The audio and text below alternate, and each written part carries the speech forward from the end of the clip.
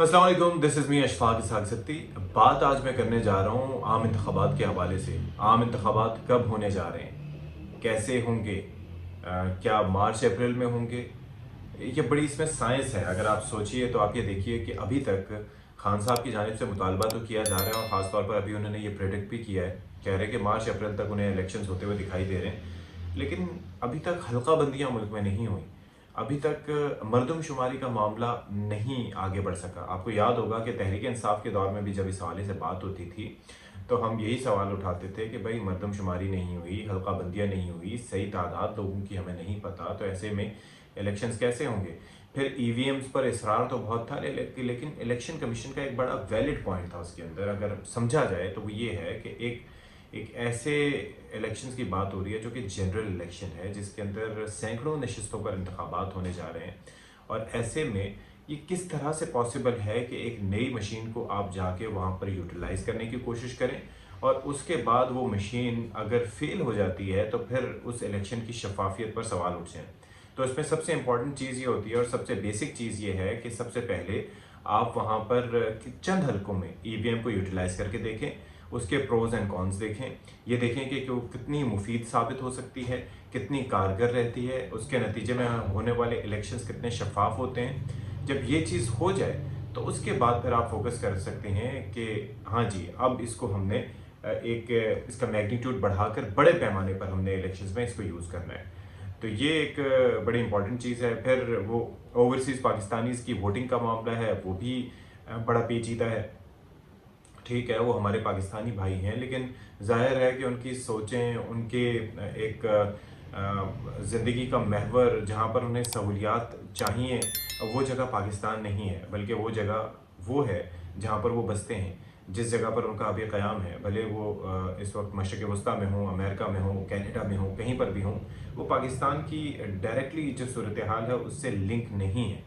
तो ऐसे में उनको वोट का हक़ देना, उसके क्या असरात हो सकते हैं। वैसे तो बड़ी जज्बाती बहस तो इस मुतालिक की जा सकती है कि भाई क्यों नहीं उनको वोटिंग का हक दिया जा रहा, क्यों उनको वोट का हक होना चाहिए, लेकिन बड़े सवालात हैं।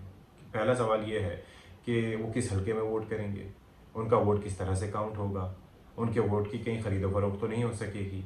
अगर मुख्तलिफ़ बरादरियों के लोग मुख्तलिफ़ जगहों पर फैले हुए रहते हैं कि दुनिया के किसी मुल्क में, तो फिर उनका वोट किस तरह से काउंट होगा। और फिर वो दूर रहते हुए, जब उनके मोहल्ले में हॉस्पिटल हो या ना हो, अगर उनके मोहल्ले में स्कूल हो या ना हो, सड़कों का निज़ाम हो या ना हो, लेकिन उसके बावजूद अगर वो वोटिंग के प्रोसेस में हिस्सा लेते हैं तो उसके असरात क्या होंगे। क्योंकि उनका तो कंसर्न नहीं है इस सारी चीज़ों से रिलेटेड, कोई भी उनका ताल्लुक नहीं बनता। लेकिन बहरहाल अगर इस पे बहस हो रही है तो चलें, वेल एंड गुड, इस पे बात होनी चाहिए।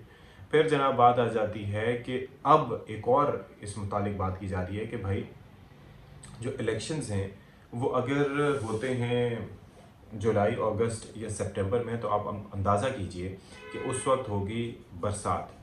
बरसात के बाद सैलाब की सूरत हाल भी हो सकती है। अब सैलाब की सूरत हाल में आपकी जो इलेक्शन कैंपेन है वो भी मुतासर हो सकती है। शदीद बारिश जब होती है तो उस वक्त भी आप देखें कि उसके असरात क्या होते हैं। तो ये एक बड़ी ट्रिकी सिचुएशन है। फिर एक और बड़ी चीज़ है जिसके ऊपर सियासी जमातें सोच रही हैं। तहरीक इंसाफ की जानिब से कहा जा रहा है कि हम चाहते हैं कि इलेक्शन मार्च या अप्रैल में हो जाए, ताकि उसके बाद जो सियासी जमात हुकूमत साजी करे, यानी कि वो एक मजबूत पोजीशन में हो, क्योंकि उसके बाद वो जाके एक स्ट्रक्चरल रिफॉर्म्स लेके आए, मुआशी रिफॉर्म्स लेके आए, ताकि मईशत आगे की तरफ बढ़ सके। अगर इस तरीके से कोई इलेक्शंस में जाती है हुकूमत, यानी कि या फिर जैसे कहा यह जा रहा है कि अगर इंटर्म सेटअप आता है तो वो अगर बजट देता है, या ये मौजूदा हुकूमत है ये बजट देती है, तो वो एक कमज़ोर बजट देगी। कमज़ोर बजट में यानी कि वो क्विक फिक्स करेगी ताकि आवाम को वक्ती तौर पर रिलीफ दिया जा सके, ताकि इलेक्शन की राह हमवार की जा सके, ताकि आवाम को अपने साथ जोड़ा रखा जा सके। लेकिन जब एक मजबूत हुकूमत आएगी तो वो चूँकि मैंडेट ले चुकी होगी, तो उसके लिए मुश्किल फ़ैसले करना आसान होगा। यानी कि दूसरे मायनों में कुछ बेहतर होने से पहले थोड़ा ख़राब होना ज़रूरी होता है, और आवाम को मज़ीद रगड़ा लग सकता है उस पर। अब जो हम देखते हैं कि पीडीएम की जानिब से एक बात काफ़ी बार की जा चुकी है। एक दफ़ा परवेज़ इलाही साहब ने इस्टेब्लिशमेंट के पैगाम से मुतालिक कहा था कि जी मुमकिन तौर पर यह कहा जा रहा है कि जी मुआशी इमरजेंसी का कह के 1 साल तक एक्सटेंशन दी जा सकती है मौजूदा असम्बली को। फिर अब इस दावे को और इस चीज़ को, इस रूमर को तक़वियत इस तरह से मिल रही है, जब तहरीक इंसाफ के अपने लोग कह रहे हैं कि जाते जाते ये हुकूमत कैसे बजट दे के जा सकती है?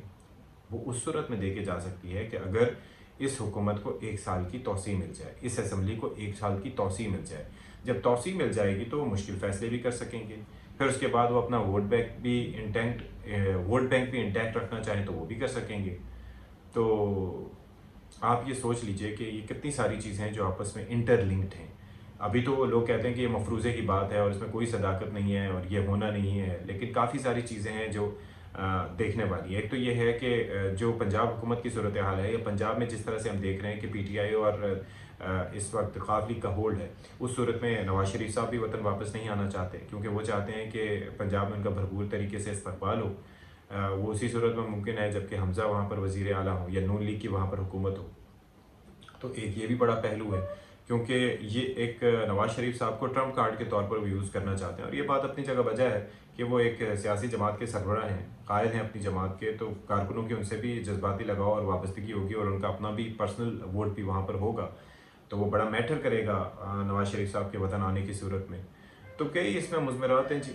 अब देखना होगा कि किस तरीके से अभी ये बात चलती है। पहले तो सिलसिला ये तहरीक अदम एतमाद का निपटे, तो उसके बाद थोड़ी सी ये जो धुंध छाई हुई है, ये जो स्मॉग छाई हुई है हमारी सियासत पे, वो थोड़ा सा चटना शुरू होगी। Let's hope for the best.